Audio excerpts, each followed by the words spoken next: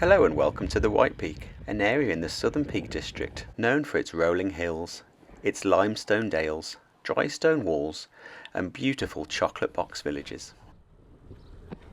The area is crisscrossed by a number of old railway trails, bridleways and quiet lanes, and today we're going to explore some of the best of those.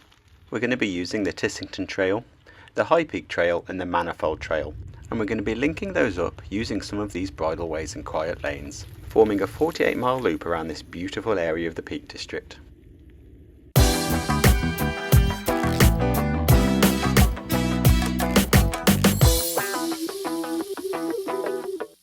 We're starting the ride from Mapleton Lane Car Park, just on the northern edge of Ashbourne. However, with this being a loop, you're able to start from wherever you want to, and there are a few other car parks around the route, which I'll point out as we go. To start the ride, we head north up the Tissington Trail, past the toilets and cafe and the bike hire, although please be aware in winter a lot of these facilities are generally closed. Our start point is on the northern portal of the Ashbourne Tunnel. You can park at the southern edge of the tunnel where there is a large car park next to the leisure centre in Ashbourne, another potential starting spot for this ride. It just means you get to ride through the tunnel, which I think is definitely a bonus.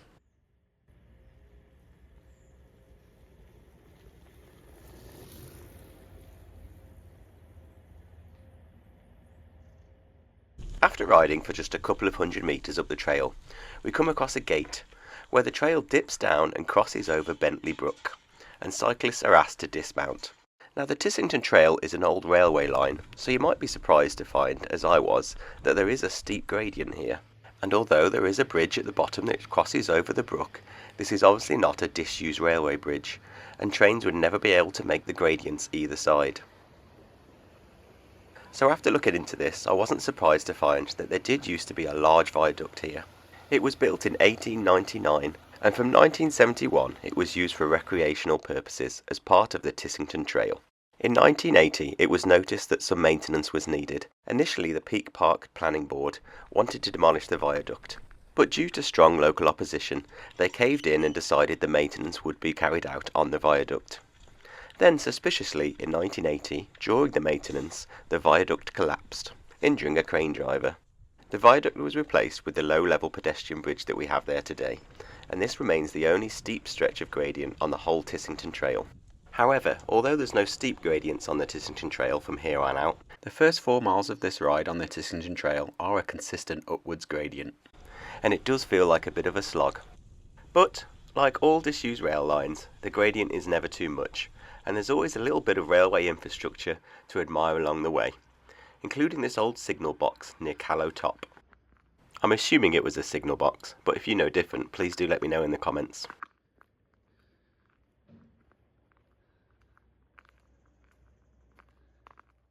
The Tissington Trail is the former London and North Western Railway that ran between Ashbourne and Buxton.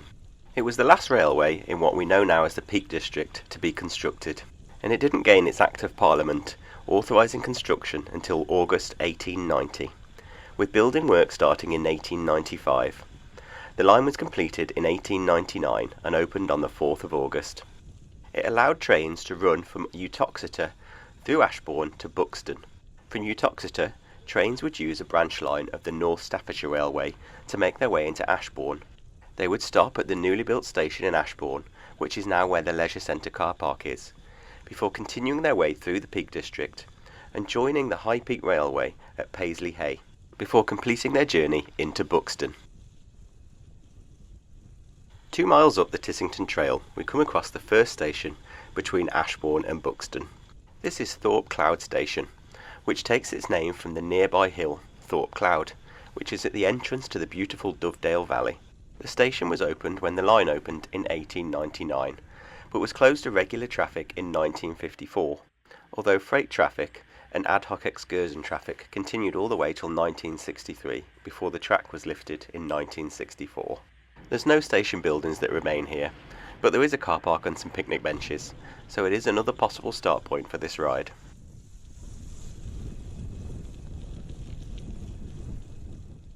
From Thorpe, the railway heads into the Fenny Bentley cutting, which was all excavated by hand by navvies in the 1890s. From here we head over the top of the A515, the modern way of getting between Ashbourne and Buxton.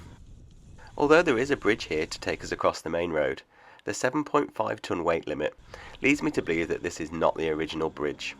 The bridge here dates from 2005, when the original structure was replaced with this bowstring steel deck bridge. As you can see, the stone abutments are original and were reused for the new bridge. The new bridge improved the height restriction under this bridge, allowing local quarry traffic to pass under safely. And this quarry traffic used to use this line, and it was one of the main income sources for the railway line in this area. As it's very sparsely populated, passenger numbers were never that high around here, so it was the quarry traffic from the limestone quarries and other minerals in the area that kept the line operating. Around 4 miles in, we steam into Tissington Station, the station that gives this trail its name, and on the left hand side you can see that the platform is still intact. However, without any of the station buildings, it's a very different site to how the station was back when it was in use. There's a car park here, toilets, and even a small refreshment stand, so again, a possible place for starting your ride. Here we're going to turn off the Tissington Trail and make our way along Route 547 of the National Cycle Network towards Carsington Water. If you're worried about missing the turn-in, I've left the Komoot and Garmin Connect links to this route in the video description. If you want to say thank you for those, or thank you for the video, you can also buy me a beer via the link in the description. You can also say thank you by subscribing to the channel. It's absolutely free and it makes a huge difference. It really helps the channel keep steaming along and allows me to continue making videos like this. After coming out at the car park at Tissington, we make a right turn and head over the top of the Tissington Trail. We then have to negotiate a cattle grid. There is a gate to the side if you don't want to go over it, and there is a cattle grid here for very good reason, and that is to stop the locals, who sometimes like to block the road, from escaping from their field. I was a little bit nervous passing these so closely. I suppose I could have gone around the grass, but I didn't bother them and they didn't bother me. I think if they had young calves I would have been a bit more cautious, but fortunately no problems this time and I'm on my way. After negotiating a couple more cattle grids, we make our way down an extremely steep hill. I don't think the video does it justice here, but I really did pick up some speed going down here and gave my hydraulic disc brakes a good workout coming to the bottom here. And at the bottom we are presented with this absolutely idyllic looking ford. What a gorgeous spot this is. Now there is a bridge, as you can probably see on the left of the shot here, but I was really interested to see if I could make it through this ford. Fortunately, a car went through, and so I was able to see that actually the ford wasn't that deep and that I might be able to make this. So let's give it a go.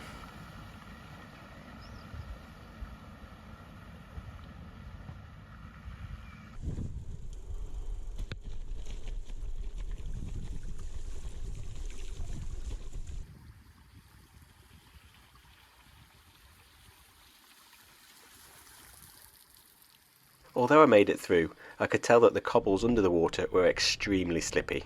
That's not something I would advise. So do as I say and not as I do, and take the bridge. Following the ford, we're going to continue to follow Route 547 of the National Cycle Network, nicely marked out by these little blue signs. It crosses over the road and we get to do some traffic-free cycling again.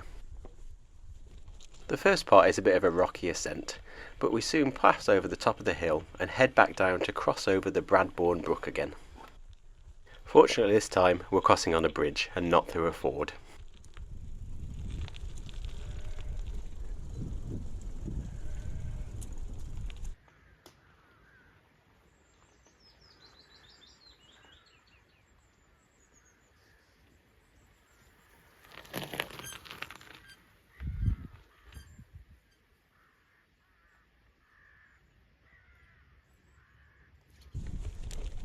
There's another small climb after we've passed over the brook again, as we follow this idyllic looking limestone trail, sandwiched in between two farmers' fields.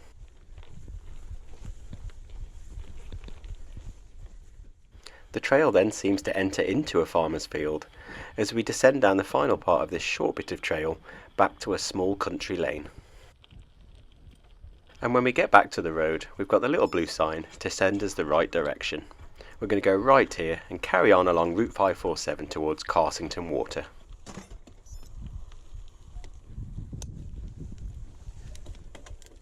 There is a couple of hills we need to negotiate before we get to Carsington Water.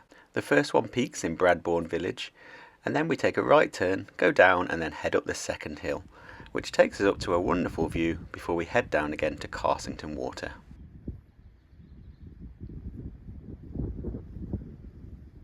Once we've made our way to the bottom of the hill, we need to cross over the B5035 and continue down Route 547, again always marked by the little blue signs.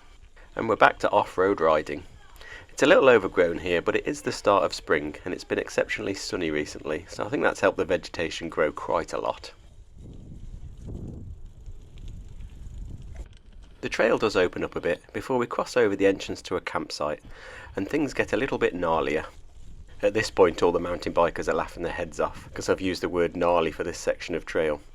But remember, I am on a gravel bike and I am using 45mm tyres, not the 2-inch plus tyres you would find on a mountain bike.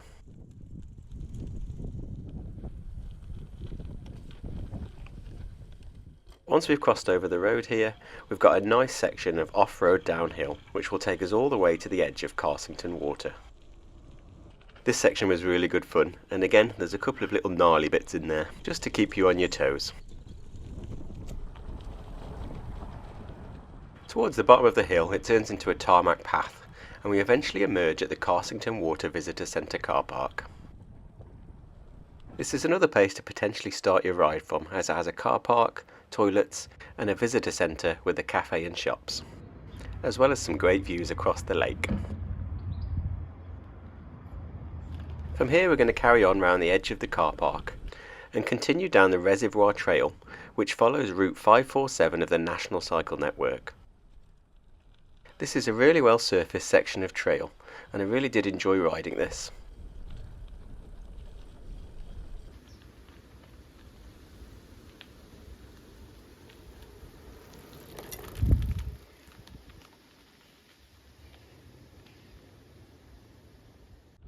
The trail does have some undulations, but it is relatively flat and it affords some great views as a reservoir. Carsington Water is England's 9th largest reservoir and it has a capacity of 36,000 megalitres. Construction finished in 1992, making this the last major reservoir to be built in England, and it was opened by the late Queen Elizabeth II.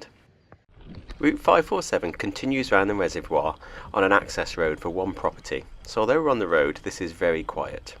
And as you go down this section, look out on the right for an old RAF quadrant tower. This was built during the 1940s, during that small disagreement with our European neighbours. During the war, the Henmore Valley, which is now submerged below the reservoir, was used as target practice by the RAF. This tower, along with another one at the opposite side of the valley, were used to triangulate the position of hits. The other tower has now been demolished, but I love the fact that this one's still standing and you can go up into it and have a look over the reservoir or the hit zone yourself. A great bit of history to have a look at before we make a left turn on the access road to Sheepwash Car Park and head away from Carsington Water. We're going to follow the access road till it comes to the main road. We're then going to cross over that main road, which is a 60-mile-an-hour road, so do take some care, and head up Route 547 of the National Cycle Network towards the village of Carsington. The next 2 miles of this ride is along roads, but they're very quiet roads, and it is worth it as this section takes us from the car park at Carsington up to the High Peak Trail where we can hit the gravel. As always, I'll leave the Komoot and Garmin Connect links to this route in the video description. Now technically when we crossed over the Bradbourne Brook, we left the Peak District National Park. But as we head north and approach the southern edge of the Peak District boundary, we get some fantastic views.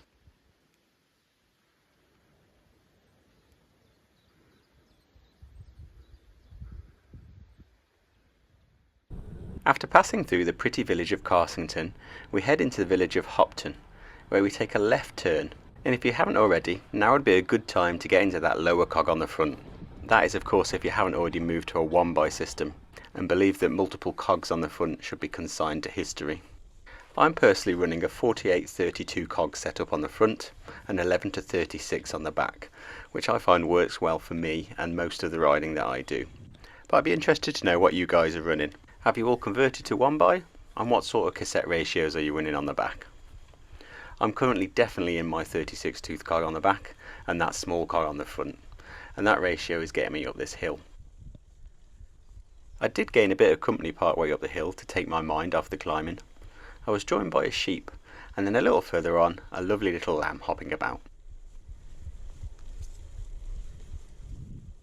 After summiting the climb, we make our way down a short descent to the High Peak Trail. We have to cross over a small road and take a right turn to make our way up to the trail, which runs over the top of this arch. There are little blue signs directing us in the right direction, as we're still following Route 547 of the National Cycle Network. However, when we get up onto the High Peak Trail, we're then joining Route 54 of the National Cycle Network. And here we are at the High Peak Trail, where we'll take a left turn to follow the trail towards Parsley Hay. The High Peak Trail follows the trackbed of the Cromford and High Peak Railway. This was completed in 1831, and it was built to carry minerals and goods between the Cromford Canal at High Peak Junction and the Peak Forest Canal at Whaley Bridge. One of the most important minerals to be carried along this line is limestone, which is abundant in this part of the Peak District. Limestone quarrying in the Peak District dates back centuries, and is still an active industry in the Peak District today. And the first part of the High Peak Trail that we ride along is right up against an active limestone quarry. Quarried limestone gets used for various purposes, including aggregate for road making and construction, as well as industrial processes and cement production. You may also notice that the surface of the High Peak Trail, as well as the Tissington Trail, is of limestone, which may well have come from this quarry that we're passing now. At the far end of the quarry we come to Hopton Incline. This is a pretty steep section of trail. In fact, Hopton Incline was the steepest stretch of conventional railway in the UK when it was open, but it was originally steeper than this. When the line was first opened in 1831, there was a winding engine at the top of the incline, and this used chains to haul the trains up the hill. In 1877, the winding engine was removed as it came to the end of its useful life. But fortunately, trains had improved enough by then to make their own way up the incline, although it was indeed a struggle, and trains would often need a couple of goes to get up the hill. In 1903 the gradient was eased a little bit, and this made it easier for the trains to make it up to the top. However, by the time this section of track was handed over to British Railways, it remained the steepest stretch of conventional railway in the country. At the top of the incline you're greeted with an area of old railway buildings and some picnic benches, so you have got a place to rest if that bit of climb has taken it out of you. And it's not a bad view from here either.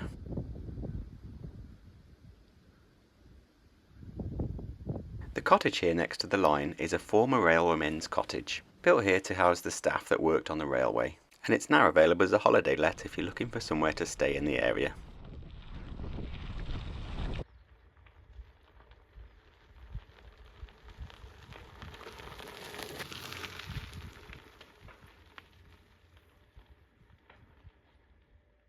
A little further down the trail, I was a little surprised to hear a lot of gunfire.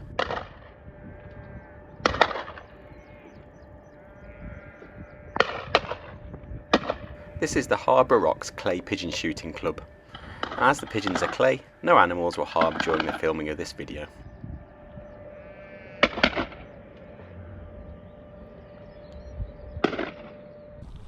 Having come up what was the steepest incline on the mainline railway system in Britain, we now come to the tightest curve on the mainline system, and you'll notice as we make our way up the High Peak Trail that this is quite twisty for a disused railway trail. That's because this line was built on the principle of canals, and that it kept to the contours of the land, rather than using large cuttings and large embankments. And that's no surprise really, as this was built to connect two canals together, as the area wasn't seen suitable to build a canal in, although the line was eventually connected to other railways, at the north end at Buxton and at the south end at Cromford. We're now coming into what was Longcliffe Station. This didn't open when the line opened in 1831, as the primary purpose of the railway was to transport goods, not people. It wasn't until 1855 that this station opened and a passenger service begun to run along the line. However, it wasn't very long-lived, as this is obviously quite a sparsely populated area, and the goods traffic always took priority, so any passenger trains were quite slow to navigate the line. The passenger service was closed in 1877 and the station closed with it. You might say that passenger services on the High Peak Railway were not very high up the pecking order. Moving on through scenery that just seems to get better and better, we come to a rather interesting spot with a barn on the left.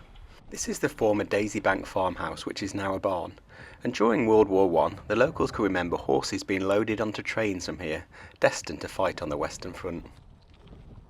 I did say earlier in the video that this rail line was built much like a canal, following the lay of the land, so there aren't many cuttings on it. But not far from the old farmhouse, we head through a cutting with rather steep rock-faced walls, one of the few cuttings on this stretch of the High Peak Railway. And not long after coming out of this cutting, we come to a fairly important junction on the National Cycle Network. This is where Route 548 of the network branches off from the High Peak Trail, and this could potentially be used as a shortcut on this ride. So this is where we currently are, and we're going to head up the High Peak Trail to where it meets the Tissington Trail just south of Parsley Hay, and then head back down the Tissington Trail. But you could potentially cut out this northern section of the ride if you wanted to shorten it by using Route 548 of the National Cycle Network to cut across to the Tissington Trail. Route 548 is well signposted, you can see here. It's telling us left off the main trail, and it's all you'd have to do is go through this gate and follow the bridle way. And Route 548 from here to the Tissington Trail is mostly bridle way, so you get to avoid the roads. It does look like a very pleasant route, and the countryside is looking spectacular.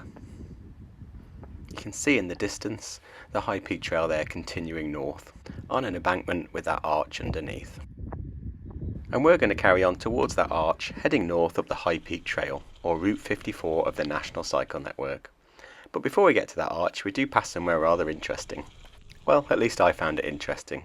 This is the now disused Mininglow limestone quarry, which sits right on the High Peak Trail, and even has some equipment here left behind from the days when this was operational.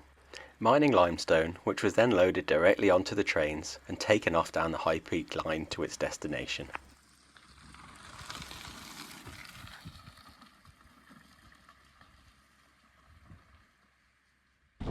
Continuing up the High Peak Trail, it makes its way north as it twists and turns through this spectacular countryside.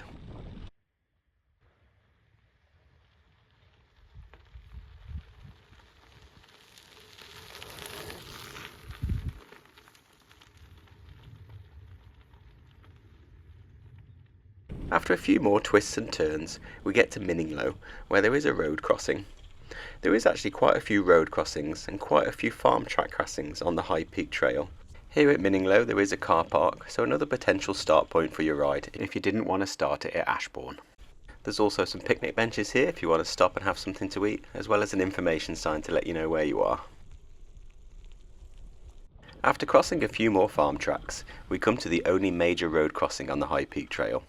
This is where we cross over the busy A5012. This is a fast, busy A road, so there is some caution required.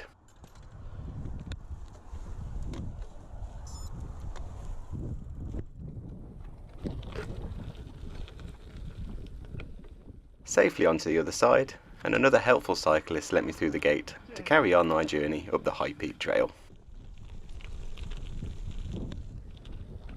A little further up the line, and I get lucky again with another helpful cyclist holding a gate open for me. Cheers, thank you. We're now coming into what was the site of Freedon Station. This was opened in 1855, but like the previous station that we passed, closed in 1877, as this was not a very popular line for passenger traffic. Although nothing remains of the station here, there is a car park here, so another potential place to start your ride. There's also a sign here that lets us know we're 2.5 miles from Parsley Hay. Parsley Hay is just past the junction with the Tissington Trail, so we have just over 2 miles left on the High Peak Trail. Just after Freedon Station, we pass by the Derbyshire Silica Firebrick Company, or DSF for short. The factory was opened in 1892 by a man called John West, but they weren't making tuna here. They were making fire-resistant bricks, or heat-resistant bricks, that were used in many industrial processes. This site was chosen as many of the minerals used in these bricks could be mined locally, including a substance called silica. It was also important that this site was on the railway. This meant that the coal needed for the production of these bricks could be brought in by train, and the finished product could be sent out by train. The factory is still operational today, and is one of the biggest employers in the area. However, it no longer uses the local minerals to produce its products, as modern methods no longer require it. And obviously the products are no longer shipped in and out by train.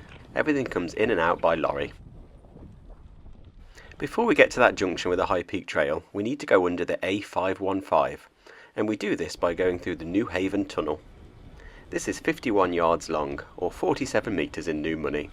It's one of two tunnels on the High Peak Trail, the first one being at Hopton.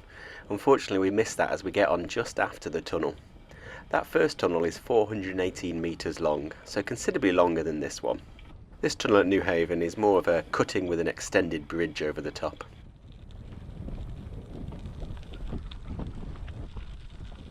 We're now approaching the junction with the Tissington Trail, where we'll take a left turn onto the Tissington Trail and head south.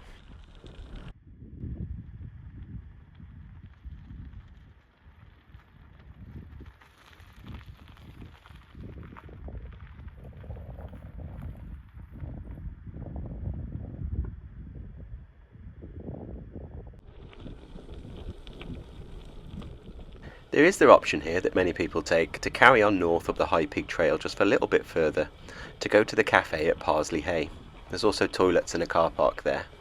You'd then come back on yourself down the High Peak Trail and onto the Tissington Trail.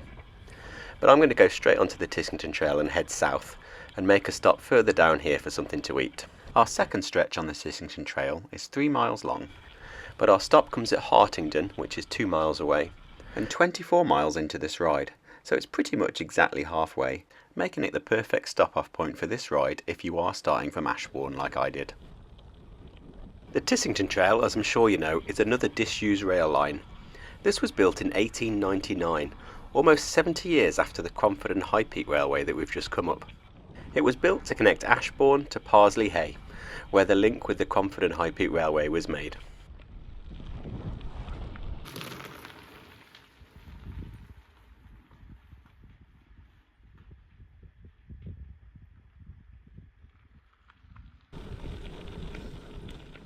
Having been built nearly 70 years after the High Peak Railway, construction methods and technology had moved on quite a bit. You'll notice that the cuttings are a lot larger on the Tissington Trail. The trail is generally straighter and wider, and the curves that are on the trail are much wider than the tight curves that we saw on the High Peak Trail. There's also no road crossings on this trail, as there were no level crossings to negotiate for the trains using this stretch of track. A couple of miles down from where we join the Tissington Trail, we're pulling into Hartington Station. This is where I intend to stop to refuel for the second half of this ride. And what a great place this is too, with its refurbished signal box, toilets and car park. The station here is actually about 1.5 miles from the actual village of Hartington. The station was opened in 1899 and remained in service until 1963. The station itself, as well as the platforms, were all built out of timber, and the signal box is all that remains today of the station.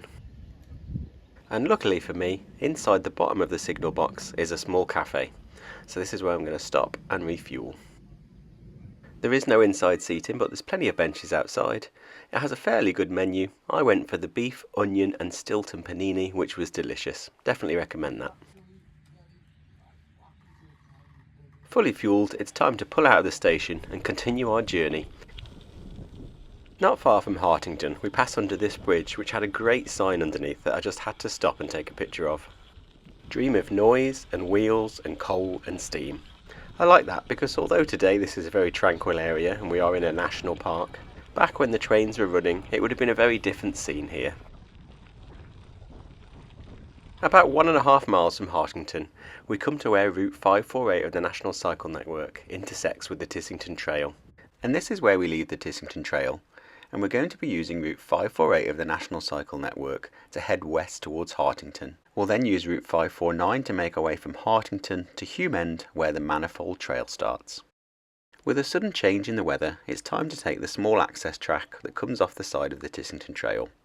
This will take us down to the road, where we can carry on our journey. And if you're worried about getting lost, I'm going to leave the Garmin Connect and Komoot routes to this in the video description. If you're enjoying this video and want to say thank you for that route link, you can buy me a beer via the link in the video description. Or if you're not subscribed, please do make the effort and subscribe to the channel and like this video. It makes a massive difference and it will cost you nothing. From here we head through the gate and onto the road, and make a right turn to head under the Tissington Trail and towards the village of Biggin. With this road being part of the National Cycle Network, it is very quiet, and we have about a mile of downhill through the village of Biggin itself before we're able to leave the road and again enjoy some traffic-free cycling on a bridleway. The left turn onto the bridleway does look a little bit like you're heading onto somebody's driveway, but there is a blue sign to tell us the National Cycle Network heads up this way. But it might also be a good idea to have this downloaded to some sort of navigation device, just so you're sure you're heading the right way.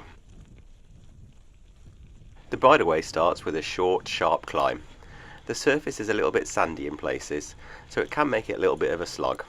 However, we're far from mountain bike territory here, and with the 45mm tyres fitted on my gravel bike, I had no issues getting up here. There's a little sign along the way to let you know you are heading in the right direction on the National Cycle Network before we head down the other side. This is a fantastic descent. It was really good fun. If you are on gravel tyres on this skinnier side of things, you do need to exercise a little bit of caution because there are some big rocks and potholes along the way. But just look ahead and you'll be absolutely fine. A really enjoyable descent. This bridleway brings us back out onto the road near the village of Hartington. We're going to take a left turn here and head down this very quiet lane, but not for long, as we soon turn off National Cycle Network Route 548 and head onto Route 549, which will take us over to Hulme End. And to do this, we head up yet another bridleway. I have to admit, when I bought a gravel bike, this was the sort of trail that I sort of dreamed of riding. Out in the middle of nowhere, not another soul in sight, and a wonderful gravel surface.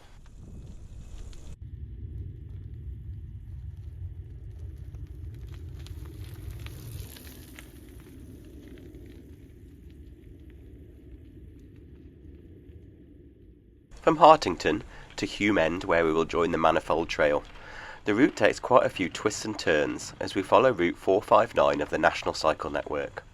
It uses short sections of quiet road like this one, and quite a few sections again of bridleway, with this beautiful gravel surface and these lovely Derbyshire Dales stone walls on either side. This really is some cracking riding. We eventually end up on a fairly steep and narrow descent, which takes us down to the River Dove. You definitely again need to take some caution as you head down here on a gravel bike, and be aware that plenty of walkers do use this route, and with good reason, because at the bottom it brings us out at the River Dove and the beautiful Wolfscote Dale. This is where the River Dove heads into the limestone gorge that is Wolfscote Dale. You can walk down here and will eventually head into Dovedale, the most famous limestone gorge in the area. From here we cross the bridge over the River Dove and leave Derbyshire and head into the county of Staffordshire. So, if you're a fan of oatcakes, you just might be in luck.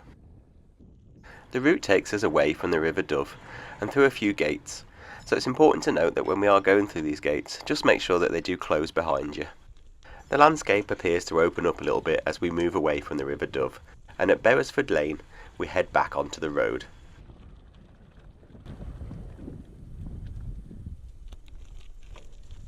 And again you'll see the little blue sign as we head back on the road, which points us in the right direction as we carry on along Route 549 of the National Cycle Network towards Hulme End. It's a fairly uneventful ride along very quiet lanes as we make our way to Hulme End. It's about 2 miles from where we've rejoined the road after crossing the River Dove till we get to Hulme End, where we're able to join onto the Manifold Trail and head south. The final stretch of road which takes us into Hulme End is a little bit busier than most of it, but it is a 30-mile-an-hour limit as we make our way through this picture postcard village.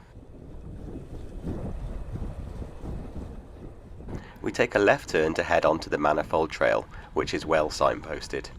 Here you'll find another large car park, so again another potential starting point for your ride, as well as a cafe and a visitors centre.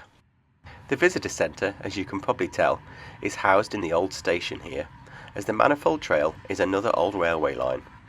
This was one of the terminus stations on what was the Manifold Light Railway, and because it was a terminus station it had an engine shed, and that is now the cafe here at Hulme End. Inside the visitor centre, which is free to enter, there's a lot of really interesting information about the old railway here, which I'll try and share as we make our way down the Manifold Trail. There's also a lot of really interesting pictures of the railway when it was in use. Definitely worth having a stop here and having a look around. From here we have just over 8 miles of mostly traffic-free riding down the Manifold Way, which was previously the Leek and Manifold Valley Light Railway, which ran between Waterhouses and here at Hulme End. This was a narrow gauge railway that operated between 1904 and 1934. The line was not really put in for passenger traffic, as this is a very sparsely populated area, but it was there to carry milk and other farm products down to the main line at Waterhouses. The route from Hulme End follows the River Manifold south as it enters a limestone gorge. At Beeston Thor, it moves away from the River Manifold and follows the River Hamps as it makes its way along the valley and to Waterhouses. Apologies for the moisture on the lens here, but I was lucky enough to capture a couple of deer heading down the trail. Don't know if you can just about make out their white tails as they hop around the side of the trail and into the trees.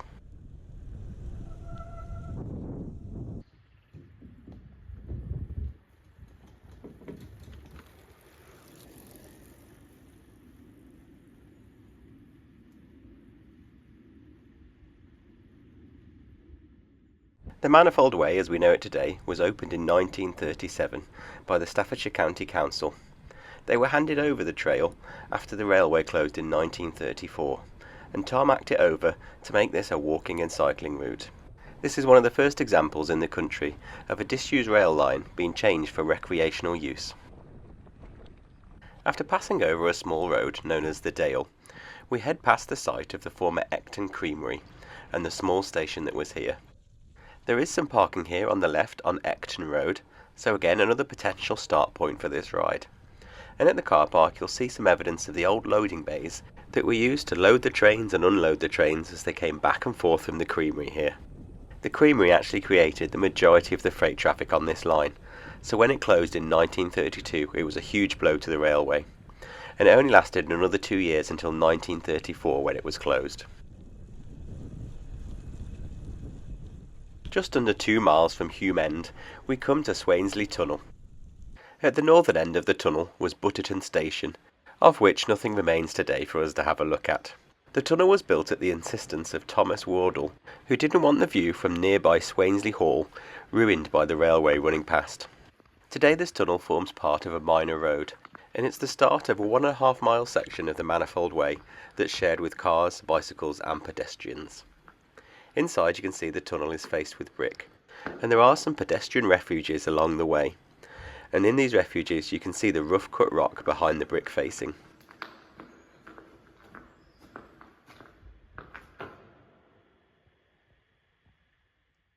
The tunnel is 150 metres long and it is lit throughout, so it's not essential that you do have lights when you pass through here, but if you do have some it might be advisable as it is a little bit dull in here, as you can see. The road is nice and smooth and ever so slightly downhill, so it's not long before we pop out at the southern side of the tunnel. The road carries on alongside the River Manifold and brings us to Wetton Mill, which can be accessed by heading left over a small bridge. I was planning on making a nice coffee stop here as there is a cafe, but unfortunately it was closed today, so I had to carry on without my coffee. Wetton Mill Station lay on the other side of the river from the cafe, as can be seen on this picture from the visitors' centre, taken in 1904. Not long after passing Wetton Mill, we head back onto a traffic-free section of the Manifold Way, and head over once again the Manifold River. As we head down this section, we start to see limestone cliffs rise above us, and in the distance a mythical cave appears in the hillside.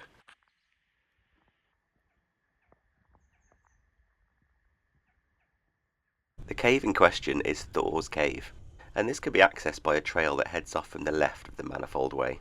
Now, it's not a bike-friendly trail, so you would have to leave your bike at the bottom if you fancy going to explore that trail. But there is an information board here at the bottom which tells us all about it. The cave has been formed over thousands of years of wind and water erosion on the limestone rock. The name possibly comes from the word Thor, which means hill, or, as many people think, it may be named after the Norse god of thunder, Thor, but no one is 100% on where the name actually came from. Moving on from Thor's Cave, our route continues down a beautiful traffic-free, tarmacked path that carries on following the River Manifold.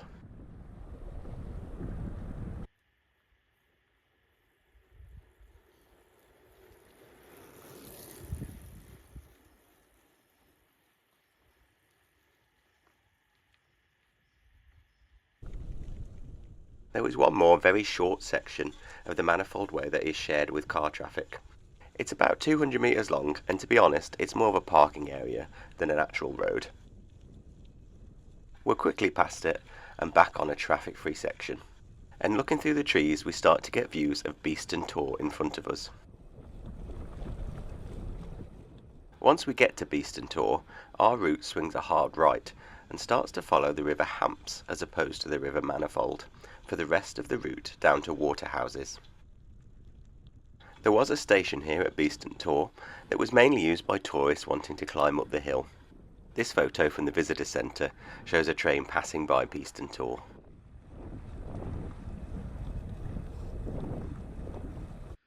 The River Hulme at this point is quite interesting because there's actually no water there, but there clearly is a riverbed here. Quite a strange sight to see the riverbed with no water in it. But apparently during the summer months or drier periods, the river actually disappears and flows underground and reappears further down the valley. The valley of the River Hulme starts to open up as we head down towards Waterhouses. We lose the steep limestone cliffs, replaced by more gentle grassy slopes. After just over 8 miles of riding, we come to the end of the Manifold Way, and what was the Leek and Manifold Valley Light Railway. And we cross over the River Hulme one more time, and there is actually a little bit of water in it at this point. If you come here in the summer months, there is a cafe and a cycle hire over the other side of the river here. The Manifold Trail does continue a short while over the other side of the road, and it ends at the point where the main line railway used to exchange goods with the light railway. You can see the Manifold Railway, narrow gauge train on the left, and the main line train on the right. Passenger services on the main line closed in 1935, but it actually kept open for freight traffic all the way up until 1988, as it was used by local quarries. We're now going to take a left turn and head up the hill, but fortunately we don't have to cycle along this A road, as the path on the other side, as you can see marked by the blue signs, is a shared cycle path. The bad news is we've now got some climbing to do.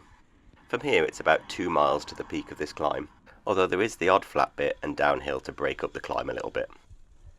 We take a right turn and leave the main road and head up a quiet lane into the lovely Staffordshire countryside. I'm not going to lie to you, I found this climb really tough. There's some steep gradients, and like I said, it goes on for a couple of miles. But you do get rewarded with some fantastic views across the countryside.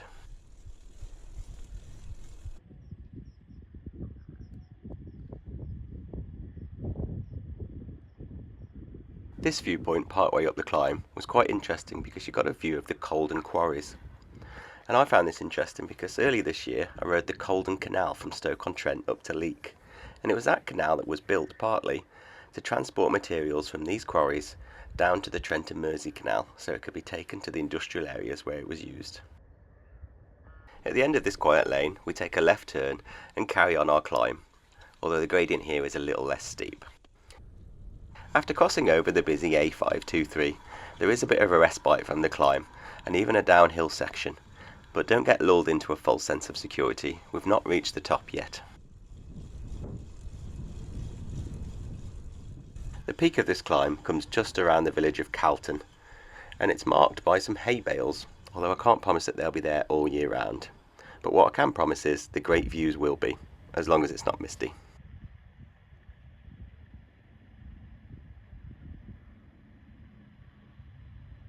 From here, the final 6 miles to Ashbourne are pretty much all downhill. Now on these loops that are put together, I always do my best to avoid any major roads, and where possible, we use traffic-free routes and quiet lanes. However, there wasn't a feasible alternative to using this very short stretch of the A523, so I hope you'll forgive me for using this 100 metre stretch of A road. If you really want to avoid it, you could walk down the grass voyage. and it brings us back into the Peak District National Park, which we left just after Waterhouses. As we carry on down this road, we get an absolutely stunning view of the entrance to the Dovedale Valley.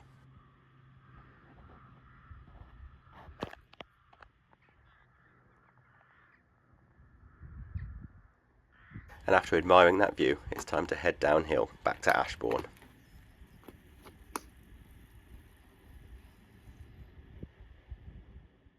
There's some quite steep descents here as we make our way back to Ashbourne, so do take a bit of caution. However, as I mentioned on my leak loop video, having hydraulic disc brakes on this gravel bike really does give you confidence when you're heading down steep gradients like this. When things start to flatten out, we cross over the River Dove, after it's emerged from the steep-sided limestone gorge that is Dovedale. The River Dove also marks the boundary between Staffordshire and Derbyshire, so we're now back into Derbyshire where we started, with just a few miles to go to Ashbourne. In the village of Mapleton, we pass by a fairly unique looking church. This is St Mary's Church, and it was built in the 18th century out of local limestone. Apparently the local nickname for the church is Little St Paul's, because of the dome on top of the tower. We're on the home stretch as we pass over Bentley Brook. It's soon time to make the left turn back into Mapleton Lane car park where we started this ride. And that's it, we've completed this 48-mile ride around the area known as the White Peak in the Southern Peak District. We've used the High Peak Trail, the Tissington Trail and the Manifold Trail, and linked them up using some beautiful roads and byways. A reminder that the Garmin and Komoot links to this ride are in the video description if you want to give it a go yourself, and I definitely recommend it. It's an absolutely fantastic ride. If you've watched the video this far, please do subscribe to the channel if you haven't already, as I have lots more videos like this and will be making more in the future. Please do give this video a like. Thank you very much for watching, and happy cycling.